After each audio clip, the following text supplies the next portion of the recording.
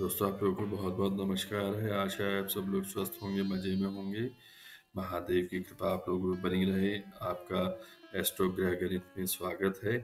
आज मैं आपके लिए कूष्मांडा देवी का जो मंत्र है उसका उच्चारण करता हूँ। वो इस प्रकार है: सुरा संपूर्ण कलशम रुधिरा प्लुतमेव च दधानाम हस्त पद्माभ्याम कूष्मांडा शुभदास्तु में।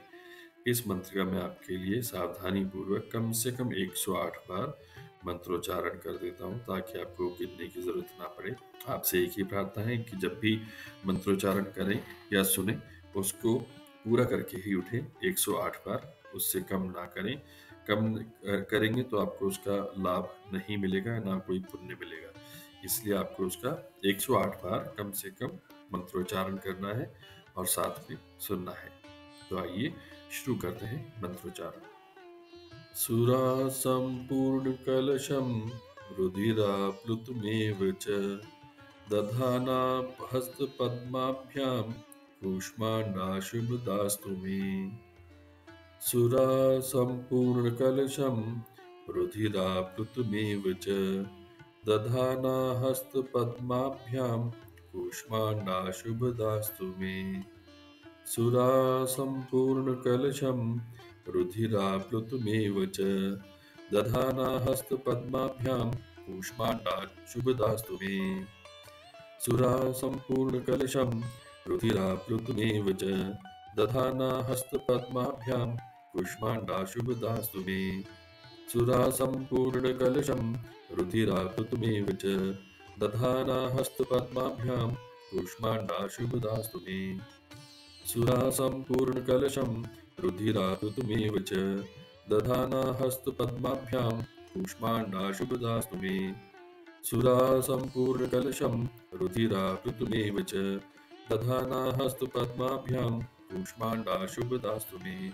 सुरा संपूर्ण कलशम रुधिरा प्लुतमेव च दधाना हस्त पद्माभ्याम कूष्मांडा शुभदास्तु मे।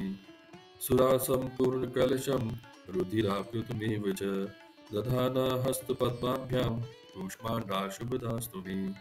सुरा संपूर्ण कलशम रुधिरा प्लुतमेव च दधाना हस्त पद्माभ्याम कूष्मांडा शुभदास्तु मे।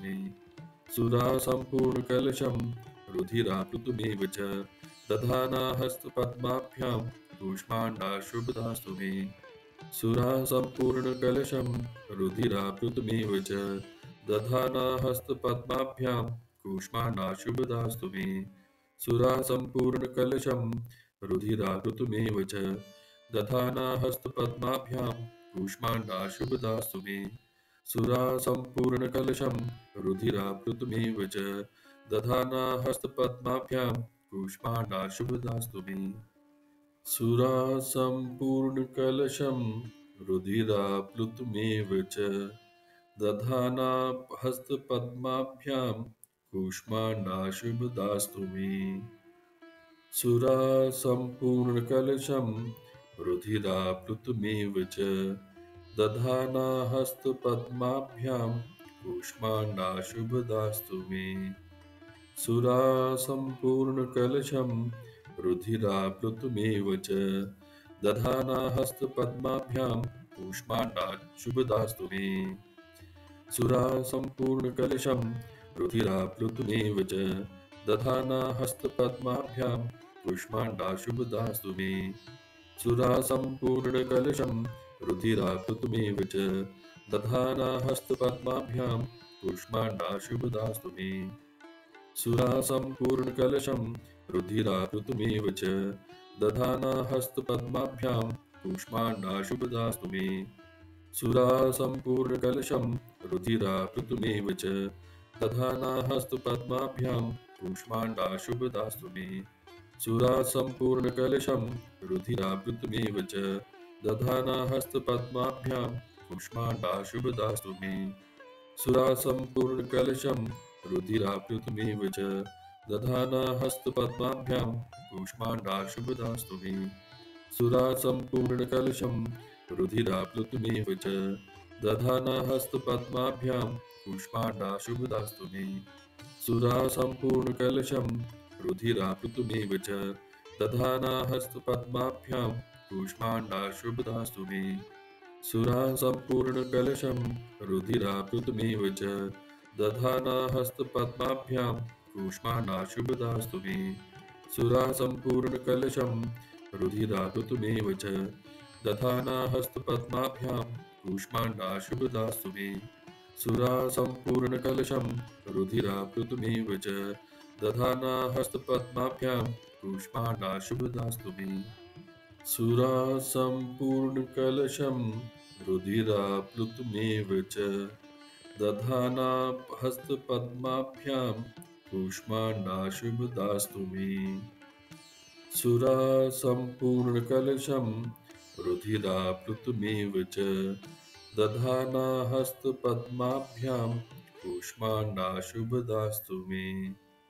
सुरा सम्पूर्णकलशं रुधिराप्लुतमेव च दधाना हस्तपद्माभ्यां कूष्माण्डाशुभदास्तु मे सुरा सम्पूर्णकलशं रुधिराप्लुतमेव च दधाना हस्तपद्माभ्यां कूष्माण्डाशुभदास्तु मे सुरा सम्पूर्णकलशं रुधिराप्लुतमेव च दधाना हस्तपद्माभ्यां कूष्माण्डाशुभदास्तु मे सुरा सम्पूर्णकलशं रुधिराप्लुतमेव च दधाना हस्तपद्माभ्यां कूष्माण्डाशुभदास्तु मे सुरा सम्पूर्णकलशं रुधिराप्लुतमेव च दधाना हस्तपद्माभ्यां कूष्माण्डाशुभदास्तु मे सुरा सम्पूर्णकलशं रुधिराप्लुतमेव च दधाना हस्तपद्माभ्यां कूष्माण्डाशुभदास्तु मे सुरा सम्पूर्णकलशं रुधिराप्लुतमेव च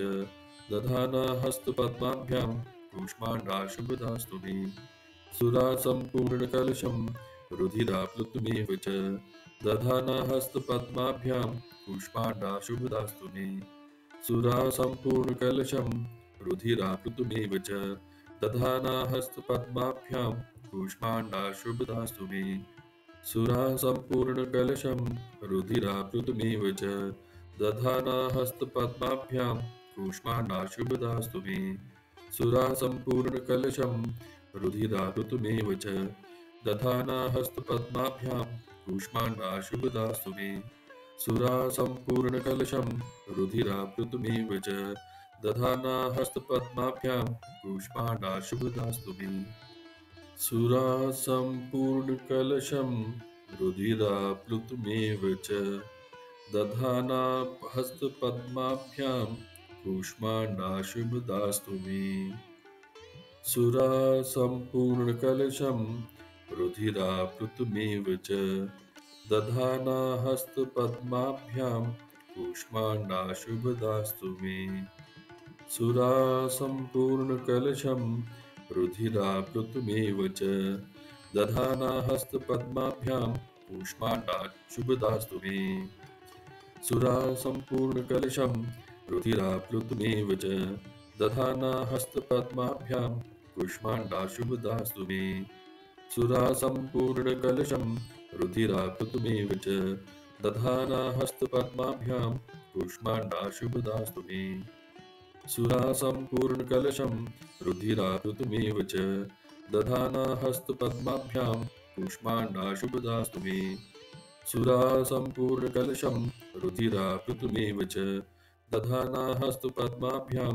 कूष्माण्डाशुभदास्तु मे सुरा सम्पूर्णकलशं रुधिराप्लुतमेव च दधाना हस्तपद्माभ्यां कूष्माण्डाशुभदास्तु मे सुरा सम्पूर्णकलशं रुधिराप्लुतमेव च दधाना हस्तपद्माभ्यां कूष्माण्डाशुभदास्तु मे सुरा सम्पूर्णकलशं रुधिराप्लुतमेव च दधाना हस्तपद्माभ्यां कूष्माण्डाशुभदास्तु मे सुरा सम्पूर्णकलशं रुधिराप्लुतमेव च दधाना हस्तपद्माभ्यां कूष्माण्डाशुभदास्तु मे सुरा सम्पूर्णकलशं रुधिराप्लुतमेव च दधाना हस्तपद्माभ्यां कूष्माण्डाशुभदास्तु मे सुरा सम्पूर्णकलशं रुधिराप्लुतमेव च दधाना हस्तपद्माभ्यां कूष्माण्डाशुभदास्तु मे सुरा सम्पूर्णकलशं रुधिराप्लुतमेव च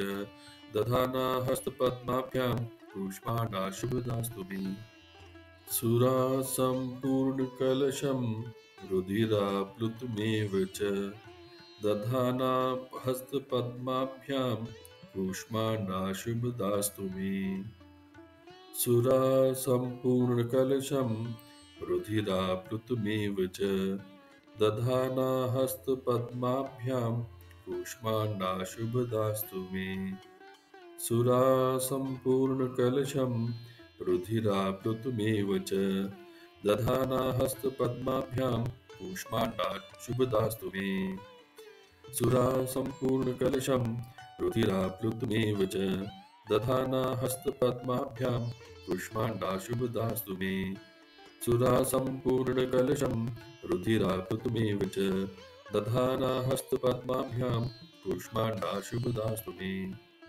सुरा सम्पूर्णकलशं रुधिराप्लुतमेव च दधाना हस्तपद्माभ्यां कूष्माण्डा शुभदास्तु मे सुरा सम्पूर्णकलशं रुधिराप्लुतमेव च दधाना हस्तपद्माभ्यां कूष्माण्डा शुभदास्तु मे सुरा सम्पूर्णकलशं रुधिराप्लुतमेव च दधाना हस्तपद्माभ्यां कूष्माण्डा शुभदास्तु मे सुरा सम्पूर्णकलशं रुधिराप्लुतमेव च दधाना हस्तपद्माभ्यां कूष्माण्डा शुभदास्तु मे सुरा सम्पूर्णकलशं रुधिराप्लुतमेव च दधाना हस्तपद्माभ्यां कूष्माण्डा शुभदास्तु मे सुरा सम्पूर्णकलशं रुधिराप्लुतमेव च दधाना हस्तपद्माभ्यां कूष्माण्डा शुभदास्तु मे सुरा सम्पूर्णकलशं रुधिराप्लुतमेव च दधाना हस्तपद्माभ्यां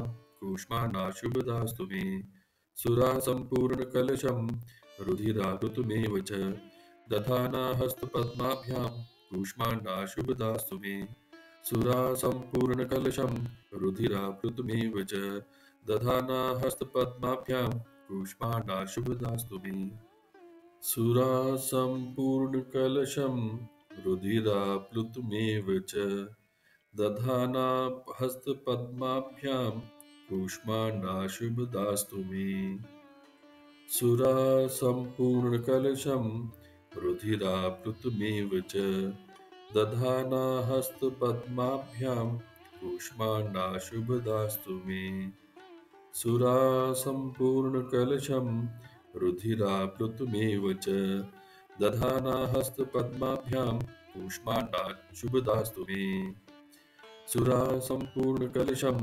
रुधिराप्लुतमेव च दधाना हस्तपद्माभ्यां कूष्माण्डा शुभदास्तु मे सुरा सम्पूर्णकलशं रुधिराप्लुतमेव च दधाना हस्तपद्माभ्यां कूष्माण्डा शुभदास्तु मे सुरा सम्पूर्णकलशं रुधिराप्लुतमेव च दधाना हस्तपद्माभ्यां कूष्माण्डा शुभदास्तु मे सुरा सम्पूर्णकलशं रुधिराप्लुतमेव च दधाना हस्तपद्माभ्यां कूष्माण्डा शुभदास्तु मे सुरा सम्पूर्णकलशं रुधिराप्लुतमेव च दधाना हस्तपद्माभ्यां कूष्माण्डा शुभदास्तु मे सुरा सम्पूर्णकलशं रुधिराप्लुतमेव च दधाना हस्तपद्माभ्यां कूष्माण्डा शुभदास्तु मे सुरा सम्पूर्णकलशं रुधिराप्लुतमेव च दधाना हस्तपद्माभ्यां कूष्माण्डा शुभदास्तु मे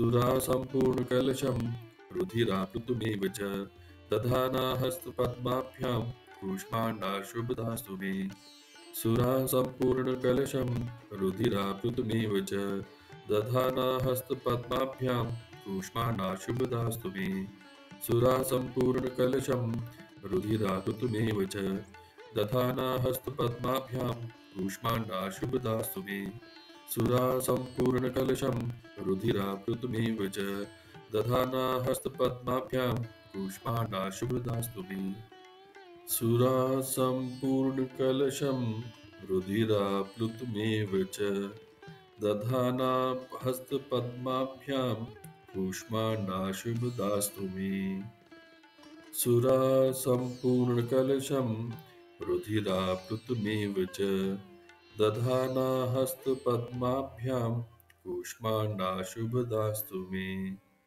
सुरा सम्पूर्णकलशं रुधिराप्लुतमेव च दधाना हस्तपद्माभ्यां कूष्माण्डाशुभदास्तु मे सुरा सम्पूर्णकलशं रुधिराप्लुतमेव च दधाना हस्तपद्माभ्यां कूष्माण्डाशुभदास्तु मे सुरा सम्पूर्णकलशं रुधिराप्लुतमेव च दधाना हस्तपद्माभ्यां कूष्माण्डाशुभदास्तु मे सुरा सम्पूर्णकलशं रुधिराप्लुतमेव च दधाना हस्तपद्माभ्यां कूष्माण्डाशुभदास्तु मे सुरा सम्पूर्णकलशं रुधिराप्लुतमेव च दधाना हस्तपद्माभ्यां कूष्माण्डाशुभदास्तु मे सुरा सम्पूर्णकलशं रुधिराप्लुतमेव च दधाना हस्तपद्माभ्यां कूष्माण्डाशुभदास्तु मे सुरा सम्पूर्णकलशं रुधिराप्लुतमेव च दधाना हस्तपद्माभ्यां कूष्माण्डाशुभदास्तु मे सुरा सम्पूर्णकलशं रुधिराप्लुतमेव च दधाना हस्तपद्माभ्यां कूष्माण्डाशुभदास्तु मे सुरा सम्पूर्णकलशं रुधिराप्लुतमेव च दधाना हस्तपद्माभ्यां कूष्माण्डाशुभदास्तु मे सुरा सम्पूर्णकलशं रुधिराप्लुतमेव च दधाना हस्तपद्माभ्यां कूष्माण्डाशुभदास्तु मे सुरा सम्पूर्णकलशं रुधिराप्लुतमेव च दधाना हस्तपद्माभ्यां कूष्माण्डाशुभदास्तु मे सुरा सम्पूर्णकलशं रुधिराप्लुतमेव च दधाना हस्तपद्माभ्यां कूष्माण्डाशुभदास्तु मे सुरा सम्पूर्णकलशं रुधिराप्लुतमेव च दधाना हस्तपद्माभ्यां कूष्माण्डाशुभदास्तु मे सुरा सम्पूर्णकलशं रुधिराप्लुतमेव च दधाना हस्तपद्माभ्यां कूष्माण्डाशुभदास्तु मे सुरा सम्पूर्णकलशं रुधिराप्लुतमेव च दधाना हस्तपद्माभ्यां कूष्माण्डाशुभदास्तु मे सुरा सम्पूर्णकलशं रुधिराप्लुतमेव च दधाना हस्तपद्माभ्यां कूष्माण्डाशुभदास्तु मे सुरा सम्पूर्णकलशं रुधिराप्लुतमेव च दधाना हस्तपद्माभ्यां कूष्माण्डाशुभदास्तु मे सुरा सम्पूर्णकलशं रुधिराप्लुतमेव च दधाना हस्तपद्माभ्यां कूष्माण्डाशुभदास्तु मे सुरा सम्पूर्णकलशं रुधिराप्लुतमेव च दधाना हस्तपद्माभ्यां कूष्माण्डाशुभदास्तु मे सुरा सम्पूर्णकलशं रुधिराप्लुतमेव च दधाना हस्तपद्माभ्यां कूष्माण्डाशुभदास्तु मे सुरा सम्पूर्णकलशं रुधिराप्लुतमेव च दधाना हस्तपद्माभ्यां कूष्माण्डाशुभदास्तु मे सुरा सम्पूर्णकलशं रुधिराप्लुतमेव च दधाना हस्तपद्माभ्यां कूष्माण्डाशुभदास्तु मे सुरा सम्पूर्णकलशं रुधिराप्लुतमेव च दधाना हस्तपद्माभ्यां कूष्माण्डाशुभदास्तु मे सुरा सम्पूर्णकलशं रुधिराप्लुतमेव च दधाना हस्तपद्माभ्यां कूष्माण्डाशुभदास्तु मे सुरा सम्पूर्णकलशं रुधिराप्लुतमेव च दधाना हस्तपद्माभ्यां कूष्माण्डाशुभदास्तु मे सुरा सम्पूर्णकलशं रुधिराप्लुतमेव च दधाना हस्तपद्माभ्यां कूष्माण्डाशुभदास्तु मे सुरा सम्पूर्णकलशं रुधिराप्लुतमेव च दधाना हस्तपद्माभ्यां कूष्माण्डाशुभदास्तु मे सुरा सम्पूर्णकलशं रुधिराप्लुतमेव च दधाना हस्तपद्माभ्यां कूष्माण्डाशुभदास्तु मे सुरा सम्पूर्णकलशं रुधिराप्लुतमेव च दधाना हस्तपद्माभ्यां कूष्माण्डाशुभदास्तु मे सुरा सम्पूर्णकलशं रुधिराप्लुतमेव च दधाना हस्तपद्माभ्यां कूष्माण्डाशुभदास्तु मे सुरा सम्पूर्णकलशं रुधिराप्लुतमेव च दधाना हस्तपद्माभ्यां कूष्माण्डा शुभदास्तु मे